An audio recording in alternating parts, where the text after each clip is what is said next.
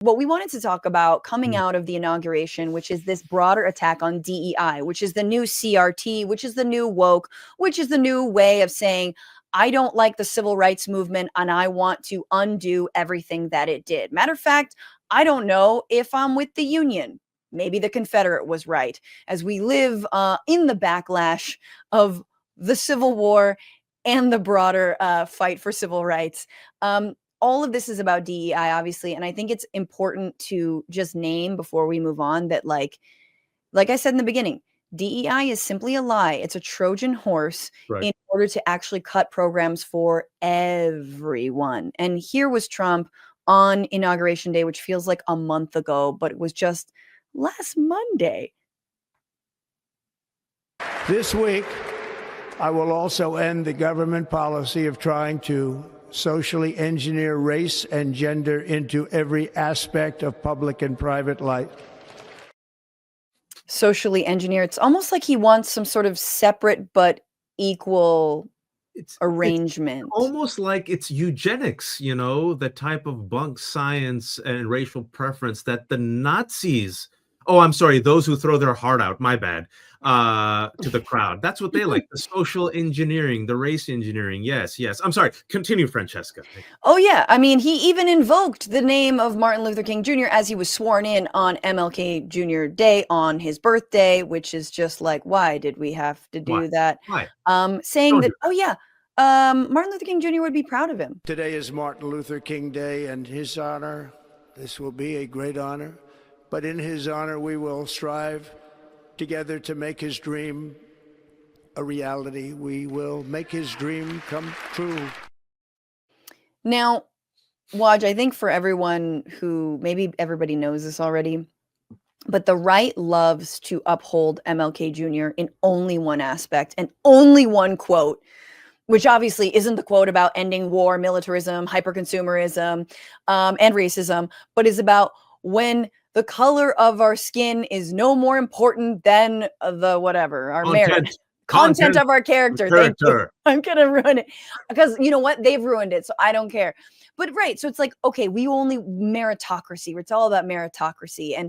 And basically, this was the Ketanji Brown Jackson, a vastly qualified, candidate for the Supreme Court. This is a DEI hire that every single brown person, every single woman that's ever gotten anywhere in a country under patriarchy and white supremacy has only gotten there because some DEI program allowed them to. Which honestly, I can say without knocking DEI programs as we can get into. But again, it is the idea that, it's not about hard work. If a brown or person, black person or a woman got anything, it must be because someone gave them a handout. And honestly, I think this horribly reactionary worldview is a lot more pervasive than we might think, right? It's a lot more attractive to say, I didn't get this position because of affirmative action, or I didn't get this position because they wanted a diverse workforce. And I mean, you've talked about DEI a little bit before we get into the corporations and what they're doing in response. Yeah, look, I wrote a piece for The Guardian a couple of weeks ago. I was prescient, as they say. Is that how you pronounce it, Francesca? It's either pre or presh. I'm not sure. And real quick, because facts matter, DEI, diversity, equity, inclusivity, it has been around for decades, folks. It's a way of actually expanding the pie and not shrinking the pie. And what we have seen is that once you do DEI properly, folks, what happens is you cast out the net, you get the most qualified people, which, by the way, believe it or not, Francesca, not just white men. There's also white women. There's also disabled veterans. There's also Asian Americans, immigrants. So you get a wide net out and you say, oh my God, there's the color of the rainbow out here. Let's bring them in. And oh, look, there were these barriers to entry because of, segregation and racism and misogyny. Let's remove those, or let's, give like a little, a 2-foot stack for the person who can't see over the fence. So now they can see over the fence. And let's make sure everybody comes on the wagon. White people, men, women, transgender, inclusivity, so we could get to the end of the rainbow. And at the end of the rainbow, we'll have a multicultural society. And guess what? The facts show that if you do DEI right, the color green is the color that trumps all other colors in America. You get more of it because you get a bigger base, you get a bigger community, you attract talent, you recruit that talent, you retain that talent, you open up segments of society that you didn't have access to. Yeah. Those people come to your shops, they shop, they give the color green. Everybody wins. But DEI, and I want to be blunt here, when they're talking about DEI, folks, and this is where, listen, you got Republicans have the presidency, they have the House, you got the Supreme Court, you got the Senate, you got basically media, except Zeteo and a few others. Cut the BS. I know that when you say DEI, you're saying women, Black people, people of color. That's what you're saying. And gay people. I mean, it's like, and the idea that they would have anything near parity, because let's be real, these are stopgap measures that are meant to honestly right the historic wrongs of things like, I don't know, slavery, Japanese internment, Chinese exclusion, all kinds of anti-immigrant policies that this country has that has disproportionately affected Black and brown people and women. I don't know, the fact that we weren't able to own property. And let's remember, white women have been the biggest beneficiaries of DEI programs, just like affirmative action programs, which needs to be pointed out in a loving and ginger way to call all of our Karens in. Even though we know you voted for Trump, we're calling you in because we can still, we don't blame individual voters. 52% of Karens, facts matter. 48% of Karens, thank you. Yes, 48% of Karens, you rock. Trump didn't win the popular vote, for all those who say this is a mandate, only 49%. But yeah, this is, I think the other thing to point out, and this is, we can talk about corporations that are rolling back their initiatives, is that DEI was always meant to be sort of a stopgap, that is always meant to be just like affirmative action. And honestly, as someone who's like a leftist, a radical, I really believe in universal programs. I believe that everyone should have access to healthcare. I believe Medicaid and Medicare should be expanded to all. I believe that every mother, regardless of how much money you make, should have access to 3 square meals a day, and that should be available to you, just like through the WIC programs. That is what I think public safety really looks like. And disproportionately, those people happen to be Black, brown, poor. I mean, disproportionately, we know who it will help. But because they do, the right gets freaked out because they're like, wait a minute, what about me? What about me? You also get helped. Program about me. We're having the White Lives Matter conversation, Waj, on a federal level. It's like, you say Black Lives Matter for 1 minute, and they're like, what about white lives? And it's like, honey, we're not talking about you right now. Is that okay? No, it's not okay. This has been talked about, called white rage. And throughout US history, for every 2 steps forward, it's 1 step back. Throughout history, every time we try to increase the pie, so the rest of us can just have a slice. We don't want the whole pie. We just want a slice. Yes. White people say, you took my slice. There's a zombie narrative of economic anxiety. And the rest of us said, folks, it ain't economic anxiety. It's cultural anxiety. And they pushed J.D. Vance's bullshit hillbilly elegy on us, and they pushed this narrative. And study after study showed it was, wait for it, cultural anxiety. And specifically, the replacement theory, that they, the darkies, the women, the trans, the frans, are taking it away from me. Back in my day, the board used to be 10 white men. And for the rest of us, from our perspective, Fran, it's like, oh, look, after 200 years, there's 1 woman, 1 half Asian, and a Black dude. Yay. And they're like, you took my seats. It's the replacement theory on steroids. Yeah, 100%. Now, like Fran said, I'm glad Fran said that. Francesca said it's not just DI, it was CRT, political correctness. It's the same crap. And now these corporations, folks. And for those of you who are suspicious of these corporations after George Floyd, you should have been. Because remember, after the George Floyd protests, which were the largest, overwhelmingly peaceful grassroots protests, both in America and abroad, let me tell you what Target did. Target in 2020, this is just 4.5 years ago, pledged to give $10 million to social justice initiatives and to rebuild areas of Twin Cities damaged by riots. At the time, Target leaders also said, Francesca, they wanted to increase their Black workforce by 20% over the next 3 years. Well, That wasn't 90%. That was just a mere 20% increase that in was then. pie. Who knows what it was at? That seems like not that crazy of a thing to do. But now Trump has won again. So, bang! Here are the corporations that have rolled back their DEI initiatives. As of last week, Target, recently Ford, Amazon, McDonald's, Walmart, Harley-Davidson, Toyota, Nissan, Tractor Supply, Not Meta. Tractor Supply. No, Tractor. Damn you, Tractor No. Supply. I had faith in you, Tractor Supply. And as of today, another breaking news that the Smithsonian, right here in DC, just announced they're ending their DEI office. There's been a hashtag, folks, because look, I was waiting for this, right? I wrote that article for The Guardian about 3 weeks ago, and I'm like, maybe McDonald's is what'll wake people up. Maybe it'll be Walmart. It was Target. When Target went against DEI as of a few days ago, now we have hashtag boycott DEI. And to give you some good news, you mean Target? Target, the French. I try to be culturally elite. Yes, Target.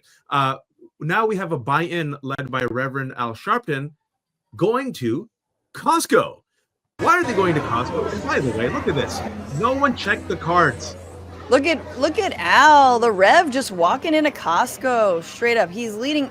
This is amazing. I don't know if this is his own organization, but they're basically rolling deep in Costco. And watch, why are they so big on Costco? All right. So like I mentioned in the piece, I'll mention now, Costco is bucking the trend, and Costco's board of directors unanimously recommended against voting for the proposal from the National Center for Public Policy Research that called for them to evaluate, cut their DEI programs. In fact, they doubled down on it, and they said, Francesca, DEI has helped us recruit, train a diverse workforce.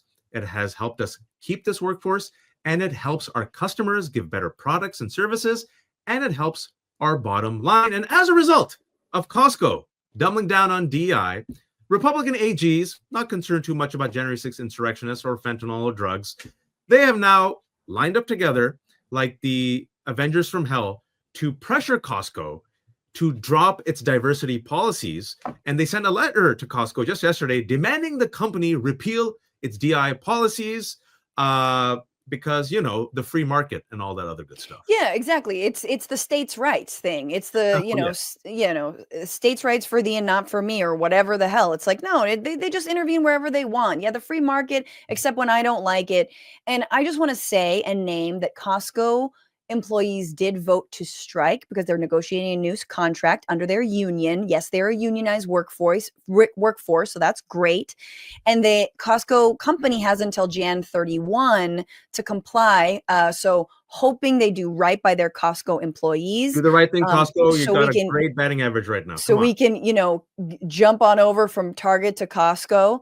The fruit honestly is way better if we're being real, and all of your mothers and aunties, and honestly, if you're an immigrant parent, they love Costco, and we talked about it last time. So this is two out of 3 episodes we've talked about Costco. Well, Francesca, before we move on, we got to get to this snitch email because it's just God bless the resistance. Well, yeah. So in that, the White House has set up basically a hotline for anyone who sees or hears anything about a DEI program, whether inside the federal government or out. And that hotline is now being trolled relentlessly. It is so definitely please do not send any, I don't know, like recipes or, haikus or memes or anything to DEIA-truth@opm.gov. People have suggested sending Scientology emails, porn, which I feel like they would like, the script of the Bee movie, which I just fully support, and warnings that unqualified, mediocre white people are being hired to head up important government agencies, a la Pete Hegseth. Oh, sorry. And Kash Patel. Kash Patel really is a sneeze. Kash Patel. Kash Patel. Hegseth. I had to clear my throat. Tulsi Gabbard. Clear my throat. No, it is wild, right? Like this is also like at a time when, did you see that Tucker Carlson's son Buckley is going to be serving in JD Vance's? Wait. Repeat the son's name one more time, please. Buckley. Again, the theme of the show is I hope you're rich. Buckley is. And look, I don't want to pick on the kid, and honestly, like, I'm getting, it might be very Veep vibes over in the JD Vance office. We'll see. I mean, obviously it's, Elon Musk is the effective vice president / president, but that's just very fun. All of their unqualified folks are being hired. I do want to mention though that this is just like next level cruel. I don't really know how to like explain this, but in attempting to get rid of DEI, the Air Force has removed a video about the Tuskegee Airmen, who are the black pilots, the legendary black pilots who served in World War II, fighting Nazis. Removed like discussion of them from their basic training curriculum at the Joint Base in San Antonio, Lackland. So like, so specific. Now, Hegseth, I guess, sobered up enough and he reversed this decision because it did just seem so insane. But watch, that's the level of fragility. You're mad that a group of black pilots who no one's saying they're better, no one, but in a current Jim Crow order in the US, having black pilots fight on behalf of the country to defend freedom seems kind of historic. And it goes back to the point we made at the beginning. DEI is just a synonym for women, Black people, people of color, and those people who aren't straight. And that Tuskegee Airman was so egregious that you could tell that Stephen Miller had that on his bingo card, like when he was like 12 years old. And also one more before we move on to the Reek of the Week, this week's Reek of the Week. I'm glad so many people brought up that disabled veterans, the disabled community is part and parcel of DEI. These are veterans, men and women who served and who came back, mental health, physical health. It was just revealed that the Department of Veteran Affairs canceled suicide prevention training because it includes considerations for the LGBTQ plus community. The cruelty, and especially last night also, Donald Trump went against the transgender community, the armed forces. 15,000 of our soldiers who are willing to give their lives for this country are transgender, but this hatred is so deep that they're like, nah, we're going to erase you too.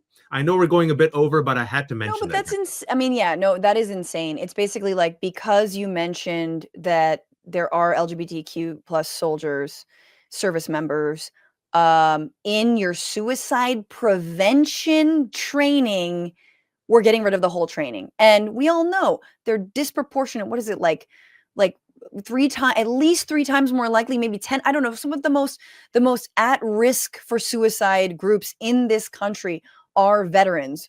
But I don't know, some rich guy isn't a vet, so why should he care? He feels accosted by the trans. It's disgusting. So miss me with this whole, we know this. I mean, this is, you know what? What's been going on in my head all day is suckers and losers, suckers and losers, suckers and losers. That was what Donald Trump referred to, soldiers who had died in battle, referred to them as suckers and losers. And that's how he views everyone who isn't him. Did you like this video? Don't forget to subscribe to this YouTube channel and turn on notifications. For exclusive content and to support our independent, unfiltered journalism, head over to Zeteo.com. Your support matters.